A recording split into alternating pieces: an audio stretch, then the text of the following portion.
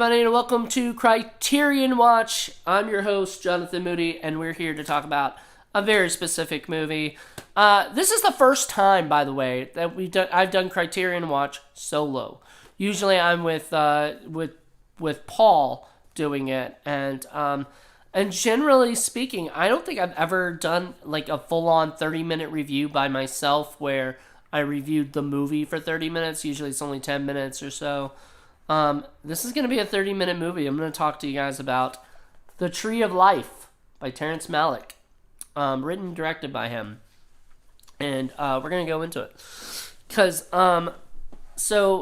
before we go right into the movie, I do want to preface this by saying, like, the reason why I'm doing this solo is because of social distancing. I don't have anyone in this house. Like, I'm all by myself. So I decided to watch Tree of Life by myself. The first and the original and the extended cut. And we're going to go into it. My thoughts on the movie itself. Not just about the 2 discs and everything but knowing a little bit about it. So, let's see if I can make this last for 30 minutes. Ugh. I don't know if you guys want to see that, but we'll have fun with it, I guess.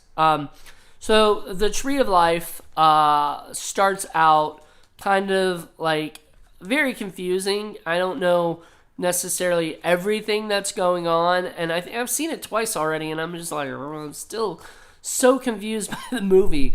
It's not and not in a bad way.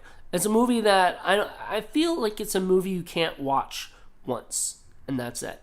Like, I watched a review of it by Chris Stuckman where he had just got out of the theater and watched the theatrical cut, and he did his review and everything. And I think if he did it again, like, things would totally make more sense. Things seem to make more sense in the second one, in the second viewing, because and I'll probably need to watch it again and again, like, throughout time, because it's not my favorite Terrence Malick movie, I don't think. I think Badlands is still my favorite so far. I still need to see a bunch of his other ones, like The Thin Red Line and what's the other one? I need to watch New World, which I have. I have New World. I don't have Thin Red Line.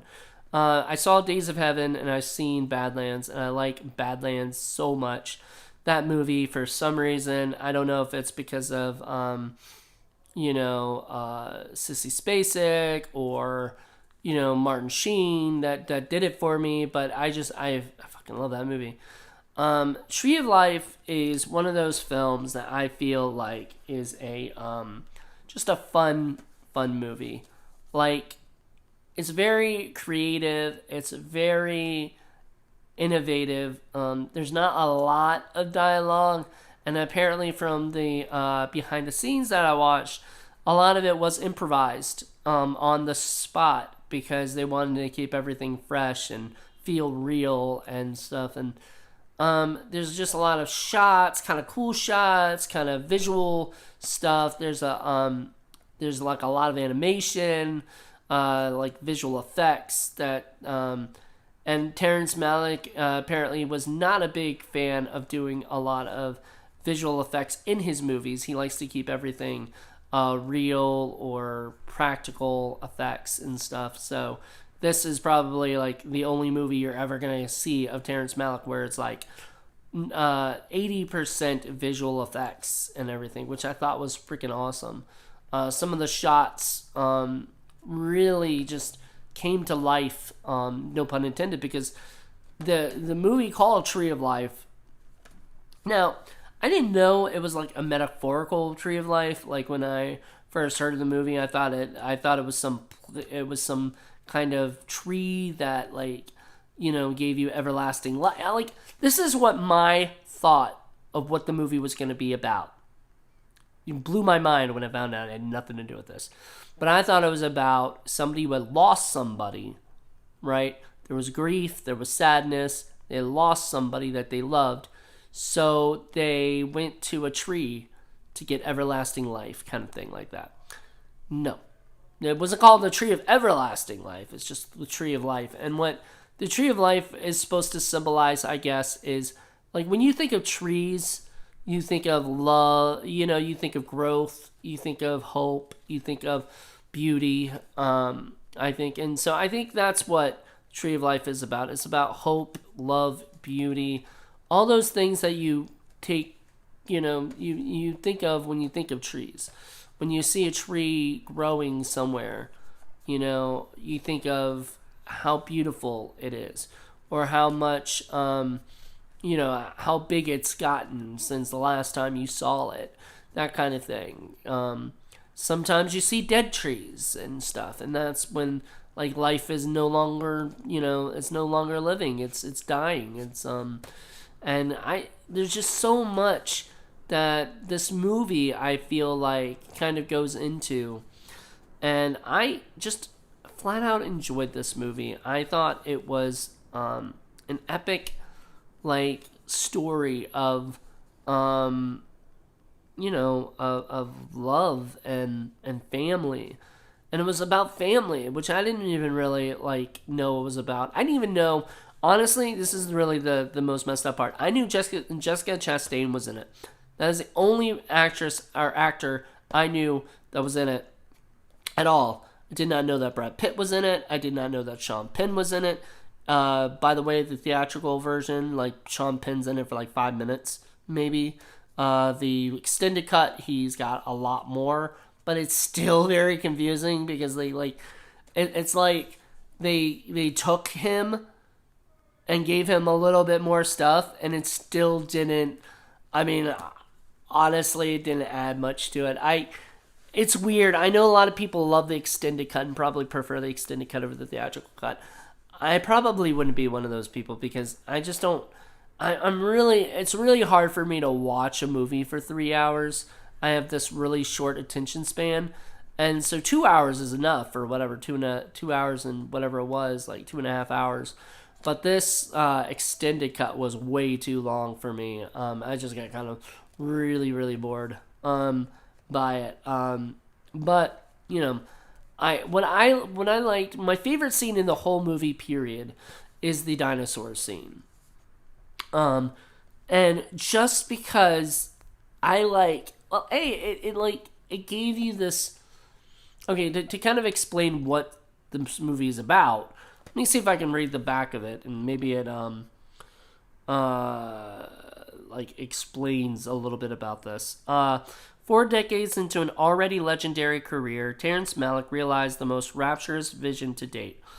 Tracing a story of childhood, wonder, and grief to the outer limits of time and space, reaching back to the dawn of creation, Malick set a story of boyhood memories on a universal scale, charting the coming of age of an awestruck child, newcomer Hunter McCracken, in Texas in the 1950s, as he learns to navigate the extremes of nature and grace represented by his bitter, often tyrannical father, played by Brad Pitt, and his ethereal, nurturing mother, Jessica Chastain, in her breakout role, achieved with the aid of cinematographer Emmanuel Lubezki and production designer Jack Fisk. The Palme d'Or winning Tree of Life marks the intimately personal, cosmically ambitious culmination of Malick's singular approach to filmmaking. Wow. It pretty much, explains it in a way where it doesn't explain it, it doesn't, because you can't really, somebody was saying in the behind the scenes, you can't really explain this movie to somebody. You can't be like, this movie is about this, because it's more than that. There's way so much that goes on in the movie. There's the childhood stuff, right, with the kids, the brothers, and the friends and everything, and all these different things happening to all these different characters. There's like a fire at one place, so this kid's got his burned off hair and everything. So throughout the rest of the movie, his hair's all burned off or whatever. There's the tyrannical father who is who beats his kids for stepping out of line, and doing something that he doesn't approve of or whatever.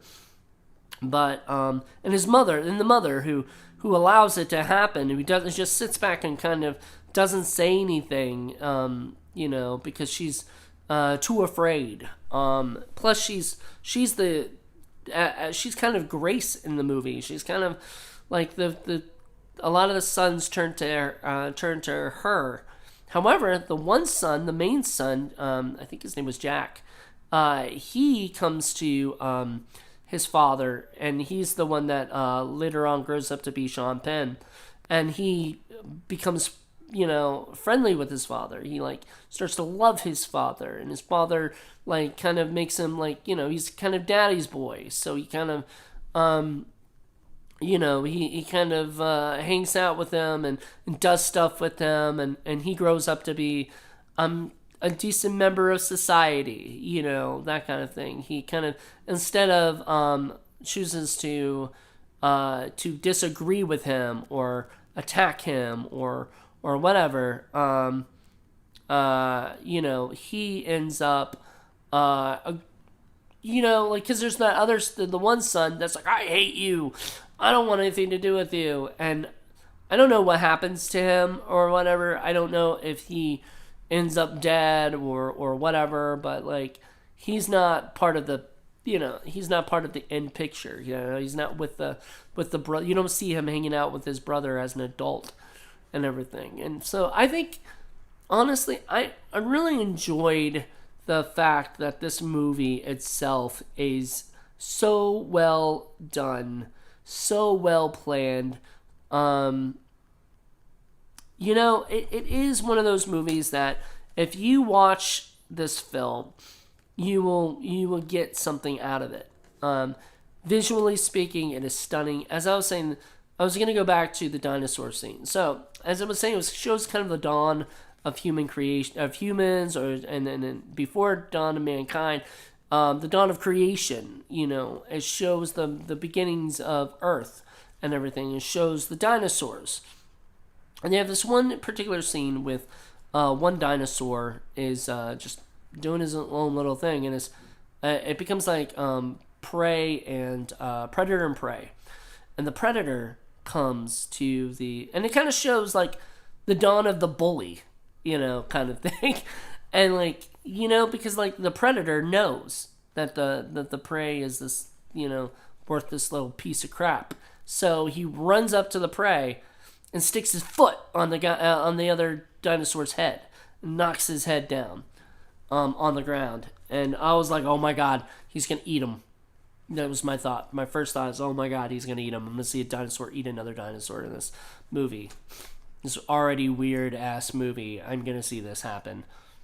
And he kind of looks at him, and the dinosaur looks up at him, from down there, and looks and the other dinosaur looks down at him, and he's keeping his foot down, and then the other dinosaur looks back up, and then he just keeps his head down for a while, and the other dinosaur, the predator, kind of just walks off. Like, damn, that was a dinosaur bully right there. I've never seen, even in Jurassic Park, you don't see that shit, I don't think. So it was crazy, it was weird, but it was interesting. The whole movie is kind of like that. It's just this very surreal look at society, the mother, and I wonder how much of it is based on Terrence Malick's real life, because I think I heard something about that this was sort of based on Terrence Malick's real life. As I said, it's not my favorite Terrence Malick movie, and it's not because it's not good at all. All his movies are great. I don't think he's ever made a movie that wasn't great, or something. Even The New World, I think gets a lot of flack, but I think even that is probably, it's a Criterion film, so they must have, and maybe next year I'll review that one.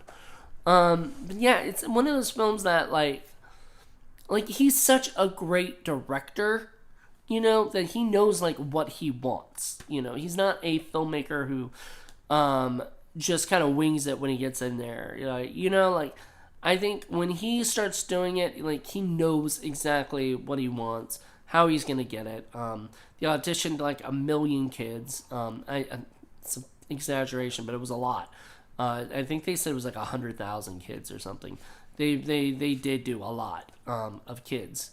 So even though it wasn't a million, it's pretty damn huge of amount. But that was the thing. Like, I think they tried so hard to make a movie that was just a lot of fun in a way, visually speaking. Like, you see the brightness and and then they also make something that has tragedy and sorrow and grief, but also it has, love and hope and all these things. I mean, into what originally for the theatrical one probably confused the hell out of people when they came out of it, going, I don't know. Like, I think people complained about the fact that, like, at the ending it got really, like, too much. There's not enough explanation. I kind of like that. Like, I kind of like, it's one of those art house pieces that you watch the movie and you think to yourself, what the hell did I just watch? Because it's somebody's vision of what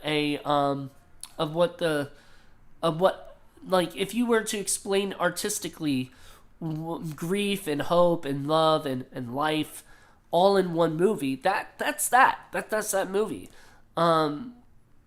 I liked, there was some really cool scenes involving the mean kid and stuff, because, like, I just enjoyed kind of, it almost had that, like, feeling of, like, this is good and this is evil, that even though, like, the good kid becomes friends with the father, not the bad kid revolts against the father, even though the father is pretty harsh on the family members, on the boys, when he shouldn't be.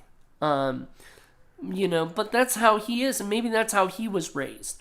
And it gets to thinking, like, this is a movie that isn't just a movie you can watch by yourself and just, like, think about. You can, like I did. But this is something I would love to show somebody and watch it with them. Somebody who can take it. Because there's some people out there that would just zone out in, like, 10 minutes of the movie. But this movie, I think, they need people who can, like, really tolerate the film itself, as is. So I think I really, really, really enjoyed this movie. It was my first time watch, too. I'd never seen it. And I might do that, a few times for Criterion Watch.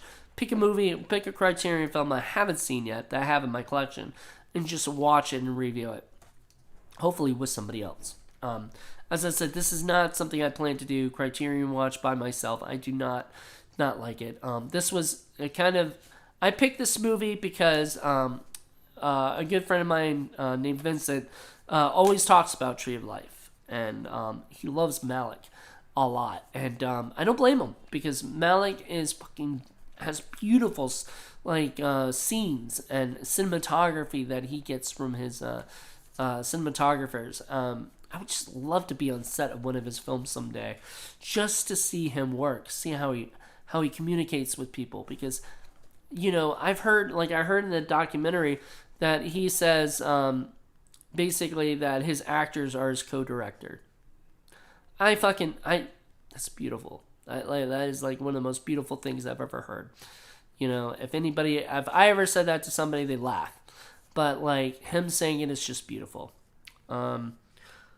So, alright. So, I pretty much gave my review. I love it. I think this is amazing. If you haven't seen it, please go see it. If you get a chance to watch it somehow or another, do it. Brad Pitt is probably one of my single most, the best performances Brad Pitt's given. He blew me away. His character was just so demanding and so scary at times that I keep forgetting it was Brad Pitt. Like, I kept getting involved in the movie so much. I thought it was that guy. I keep forgetting it's Brad Pitt. It's so good. Jessica Chastain's amazing too. I mean, as I said, it was her breakout role, and she did really, really good job. And what is it? And Sean Penn, I I felt like it was kind of cool to have him in the movie, and he has some great scenes, especially toward the end, and things like that. But I honestly was not.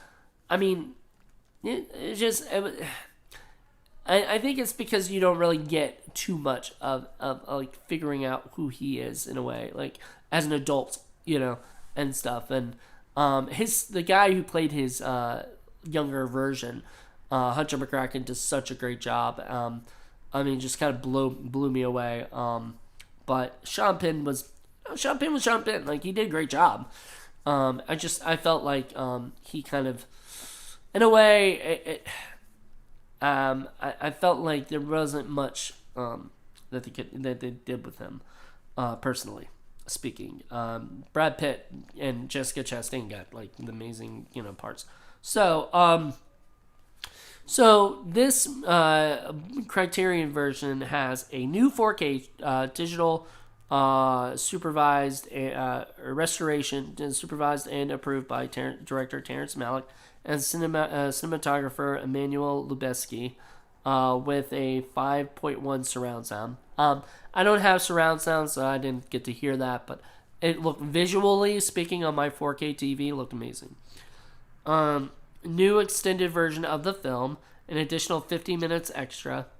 And you know what? It's funny because there is probably 50 minutes of it extra. A lot of it's like a little here and a little there and a little here and a little there throughout the whole thing. And so there was something scenes I was like, I don't remember that from the original cut, but like it didn't. Some of it didn't add anything to me, honestly. I know, like, my buddy Vincent's gonna be turning this shit off and stuff and be yelling at me later. But I felt like the extended cut was okay. I think the theatrical cut was definitely better. I don't know. I'd have to rewatch it at some point. Again, I mean, it is one of those movies I'm gonna watch more than once. It's not a movie I'm not, I'm just gonna sit around and like say, oh, I'll never watch that movie again. No, this is definitely good in my collection. I loved it. So far, out of the 3 Terrence Malick movies that I've seen, Badlands is number 1, Tree of Life is number 2, Days of Heaven is number 3. So we'll see later on. I may change that. I may do a video at some point where I do my favorite. If I ever get a chance to watch all the Terrence Malick movies, or whatever, soon, I will probably do that. I'll do like my top 5 or 10 or whatever it is. Let's see.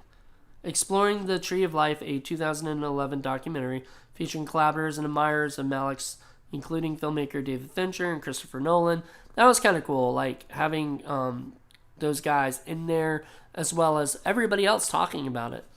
A lot of people discovered Terrence through not Days of Heaven. Some might have discovered him through Days of Heaven, but Badlands, and that's how I discovered him. Is because, I had known of him. I just never watched any of his movies until I got some of the Criterion films. All right, let's see. New interviews with actor Jessica Chastain and senior visual effects supervisor Dan Glass. That was pretty cool. New video essay by critic Benjamin B. about the film's cinematography and style, featuring audio interviews with this Lubezki, production designer Jack Fisk, and other crew members. So that's kind of cool. And new interviews with critic Alex Ross about Malick's use of classical music, and a video essay from 2011 by critic Matt Zoller, Sites, and editor Serena Bramble. There's a trailer, plus an essay by critic Kent Jones, and a 2011 piece on the film by critic Roger Ebert. So there you go. That's 2001. Wow, 2011 piece on the film by Roger Ebert. Huh. I'll have to check that out. I didn't see that, but yeah. All in all, it was it's a pretty damn good Blu-ray. As it says, you get. Let me open it up real quick, so you guys can get a feeling for it. All right, so you get this. Whoop. Put that right there. You get the movie with 2 discs in there, the original cut and the extended cut, both Blu-rays, no DVDs. And you get this, which is on both sides with some of the artwork and stuff. Let's see. Some pictures of the kids and some essays and stuff. Is the essay thing... Is that from Roger Ebert? Yeah, okay. So this is the thing from Roger Ebert. It's basically Roger Ebert talking about the film. Like basically a little bit of his review, I guess, of it. I think that's pretty cool. So all in all, this is a pretty good set right here. If you are a fan of Terrence Malick's work, I would suggest getting this. So far, I've loved his movies. Like, Badlands is just fucking amazing. Just the look of it, the style, the scenes. I mean, it's if it's not if I don't pick it for Criterion Watch someday, I may do it for Film Freaks, because it is definitely something that it's an amazing tribute to his work and everything, and this movie too. Like, this is just flat out for a first time watch. I was so like immersed in the movie, and most of the time I was wondering like, what is going on, which is not a bad thing. Like, I think Quentin Tarantino said it once, where he said, the audience is allowed to be confused as long as they feel like they're in good hands, and I totally believe that with Malick. I believe that, like, if you watch a Terrence Malick movie, you watch Tree of Life, you watch Badlands, you might get a little confused. There might be scenes that you're like, I don't know. Well, not Badlands as much. And Days of Heaven, no. I mean, those are pretty straightforward movies. But, like, definitely this one is, like, you're going to be a little confused throughout it, I think. If you're not, good for you. Like, if you got it from the second you watched it, like, good for you. Rock on. Pound. But I did not. I was just one of those. That's not me. Like, I'm not a visual filmmaker. I'm not an artistic person like that. Like, I love art in the sense that, like, I love to look at art. But I don't know the symbolism and all that stuff into that. So I really, really enjoyed this movie. It was a lot of fun. I recommend it. If you haven't seen it, please go see it. I didn't spoil much about it because really, I mean, you can't really spoil this movie. The people have to see it. Like, there's no, I could tell you things that happen in the movie, and that doesn't even, like, it doesn't matter because there's so much that happens in the movie. There's so many different scenes. There's so many different things going on. It's just the idea of being kind of in the world of like growing up, and it's a coming of age film, and I love coming of age films. Like, don't get me wrong, like Stand By Me and Goonies and all those things were like, that was my shit back in the day. This is definitely a coming of age drama with a little bit of comedy and characters that I'm like interested in. I want to know what these kids are gonna do, like, necessarily. Kids are kids, and that's what this movie is about: growing up and doing what you gotta do. So, I loved it. I say, if you haven't seen it, go see it, check it out. I think you'll like it too. If you don't like it, sorry, I can't and I can understand that. Like, no, and I will say this. If you don't like it and it's not for you, you will know in the first 10 minutes of the movie. You will know in the first 10 minutes of this movie if this movie is for you. No doubt. If you start going, okay, I don't like this movie, please, by all means, turn it off. Because you're just not going to like the rest of the movie. It's all pretty much just as strange but interesting and entertaining and full of these interesting characters that are dealing with these things that are going on in this small town in years ago. I think I forgot what they don't say, and they actually said in the documentary that they didn't want to give like a time, because they wanted people to feel like that could have been their childhood, or whatever. And they didn't want to give a time, because then they go, oh yeah, well, that couldn't have happened to me because that wasn't that time. And I felt like that was awesome, because even though it wasn't the 80s for sure, it kind of had that everyday feel of like, this shit could have happened in the 80s, this shit could have happened in the 90s.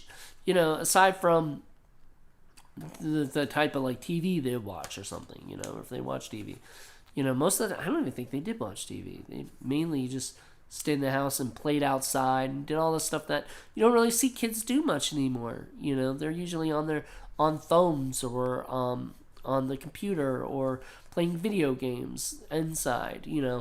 To see the kids outside playing, doing all the things that they're not supposed to be doing. I mean, that was just a great feeling to me. So I really enjoyed this movie. Check it out if you like it, or if you want to. If you like Terrence Malick, I'd definitely check it out. If you've never heard of Terrence Malick, I would suggest Badlands first. It's a very straightforward movie. It's not very confusing and everything. Kind of work your way up to Tree of Life, honestly, because this movie is very surreal and very crazy. And there's the back of it, there's the cover. I mean, it's such a surreal, kind of weird, loving movie. I loved it. I enjoyed it. So please check it out if you want to, and if not, feel free not to. All right. Well, I hope you guys enjoyed this review, and I'll talk to you guys later. Bye.